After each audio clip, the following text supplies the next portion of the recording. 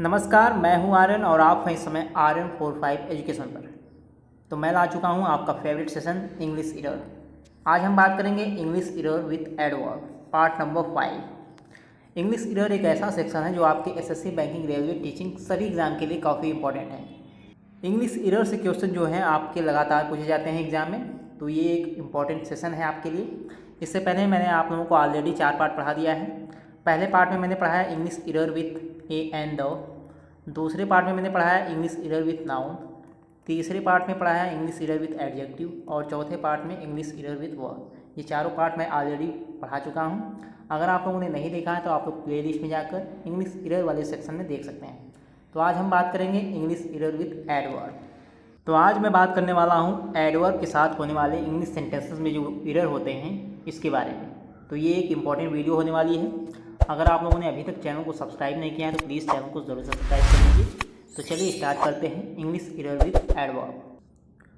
Rule number 1 है आपका adverbs of frequency. Adverbs of frequency such as ever, generally, always, never, seldom, often, sometimes etc comes before the verb. ठीक है, adverb of frequency जो होते हैं वो verb के पहले आते हैं। अब ये एडवर्ब ऑफ फ्रीक्वेंसी है क्या, ये भी जान लीजिए। इसे एडवर्ब ऑफ फ्रीक्वेंसी या एडवर्ब ऑफ नंबर भी कह सकते हैं, ये भी जान लीजिए। एडवर्ब ऑफ फ्रीक्वेंसी और नंबर ये क्या होता है? The adverb which expresses the frequency of number of the verb. ऐसे एडवर्ब जो वर्ब जो क्रिया की संख्या या आवृत्ति को दर्शाते हैं उसे एडवर्ब ऑफ फ्रीक्वेंसी या नंबर कहते हैं। यहाँ पे आप लोग देख सकते हैं how often the action takes place, मतलब कि कार्य को कितनी बार किया गया है उसकी संख्या या आवृत्ति को दर्शाते हैं, उसे क्या कहते हैं? Adverb of frequency. मतलब कि आप लोग ये कह सकते हैं कि ऐसे एडवर्ब जो क्रिया की फ्रीक्वेंसी या नंबर को दर्शाते हैं उसे एडवर्ब ऑफ फ्रीक्वेंसी या नंबर कहते हैं। जैसे यहाँ पे सेल्डम, ऑफन, समटाइम्स, ये सब देख सकते हैं आप लोग, ये सब किसके अंतर्गत आएंगे? Adverb of frequency. तो रूल नंबर 1 है ये जो एडवर्ब हैं इस टाइप के ये वर्ब के पहले आते हैं। ठीक है, अगर आप लोगों को सेंटेंस में दिख जाए ऐसे एडवर्ब, ठीक है, तो ये समझिएगा ये जो आएंगे वर्ड ये वर्ब के पहले आएंगे। ठीक है, तो मैं आप लोगों को एग्जांपल पर लेके चलता हूँ जिससे कि आप लोगों को थोड़ा बेटर समझ में आएगा। जैसे यहाँ पे देख लीजिए 2 एग्जाम्पल है यहाँ पे, और पहला एग्जाम्पल तो पूछा भी गया है SSC MTS में। अब यहाँ पे देखिए पहला दिया गया है इंदिरा ईट्स जनरली 2 चपातीस इन लंच। ठीक है, इंदिरा ईट्स जनरली 2 चपातीस इन लंच। तो यहाँ पे आप लोगों को देखने में कोई मिस्टेक नहीं लग रहा होगा, लेकिन अगर आप लोग ध्यान से देखेंगे तो यहाँ पे ये है आपका एडवर्ब। ठीक है, और ये कैसा एडवर्ब है? Adverb of frequency. अभी आप लोगों ने सीखा एडवर्ब ऑफ फ्रीक्वेंसी के अंतर्गत जो एडवर्ब आते हैं वो जो आते हैं वर्ब के पहले आते हैं। तो यहाँ पे जो जनरली है वो आएगा इट के पहले। ठीक है, इसका सही सेंटेंस क्या होगा? इंदिरा जनरली ईट्स, इस प्रकार से होगा। ठीक है, जनरली जो यहाँ पे लिखा गया है वो इट के पहले आएगा, वर्ब के पहले आएगा, रूल नंबर 1 के अकॉर्डिंग। ठीक है, जैसे दूसरा एग्जांपल देखिए they often come late in the office. अब यहाँ पे ध्यान दीजिएगा, यहाँ पे आपका ऑफन है जो वर्ब के पहले आया है, और ऑफन कैसा एडवर्ब है? एडवर्ब ऑफ फ्रीक्वेंसी के अंतर्गत आता है, तो वर्ब के पहले आया है।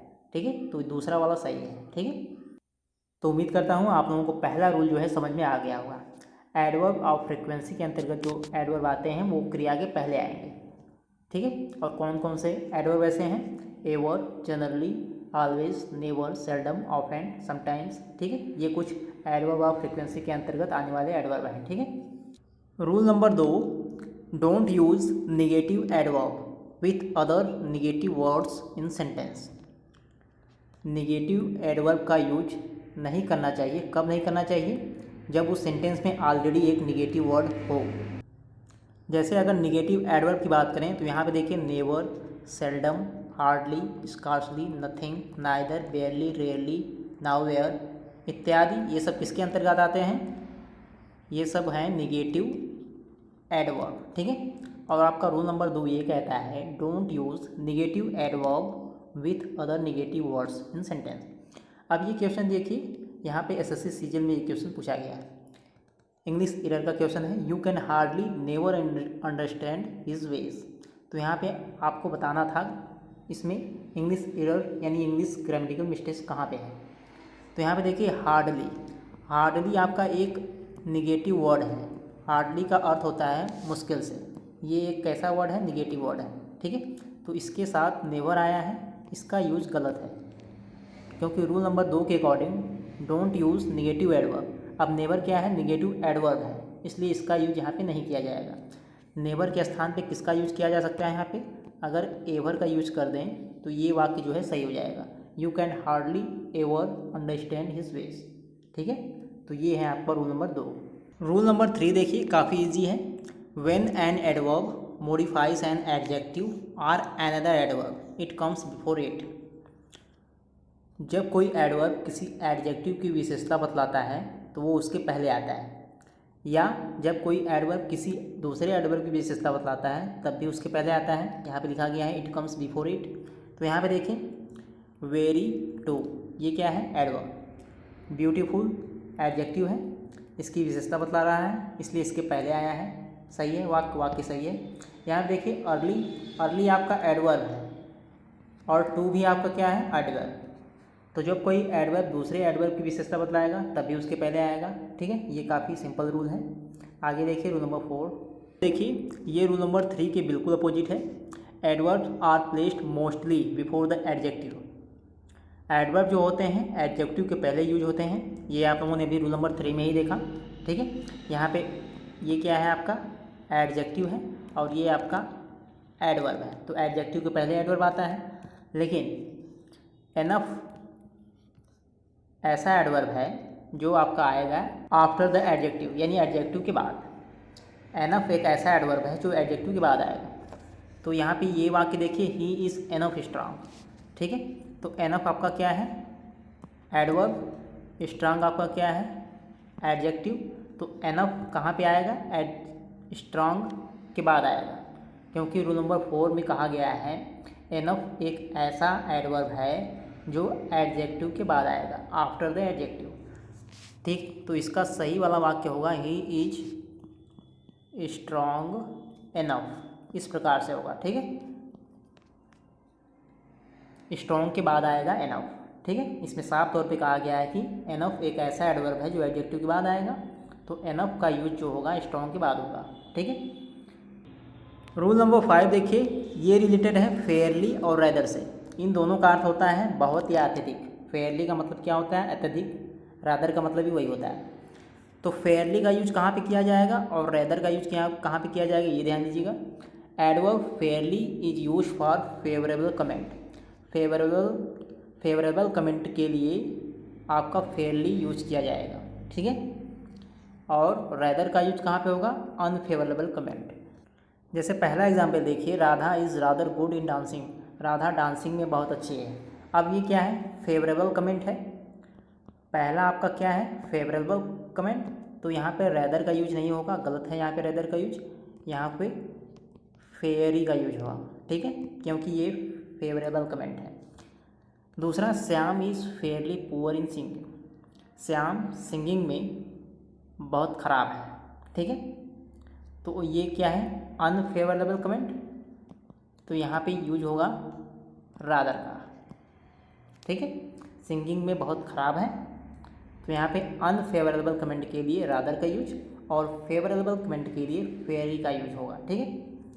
आगे देखिए रूल नंबर 6 स्टिल या एट से रिलेटेड है। इन एडवर्ब का यूज कहाँ पे किया जाएगा, ये ध्यान दीजिएगा, इंपॉर्टेंट है। Adverb still is use to express the action which continues from the past into the present. यानी जो एक्शन पास्ट में था वही प्रेजेंट में हो रहा है, ठीक है, उसको एक्सप्रेस करने के लिए स्टिल का यूज किया जाएगा, ठीक है। जो कार्य पास्ट में हो रहा था वही कार्य प्रेजेंट में भी हो रहा है। यहाँ पे लिखा गया है साफ तौर पे which continues from the past into the present, ठीक है, उसे एक्सप्रेस करने के लिए स्टिल का यूज किया जाएगा।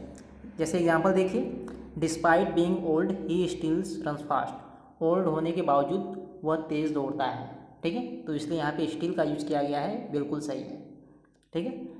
येट का प्रयोग देखिए कहाँ पे किया जाएगा, adverb at is used in negative sense.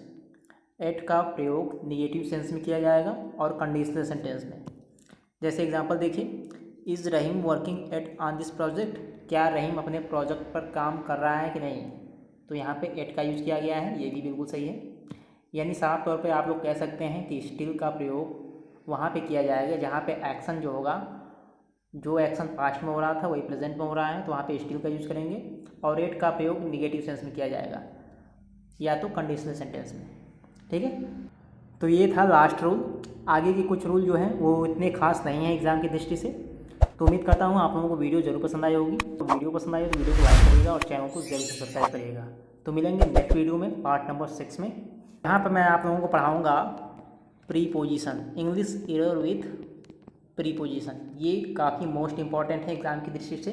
ये आपको मिलेगा पार्ट 6 में। तो आप लोग चैनल को ज़रूर सब्सक्राइब कर लीजिए। तो मिलेंगे नेक्स्ट वीडियो में। तब तक के लिए आपका वीडियो देखने के लिए बहुत बहुत धन्यवाद।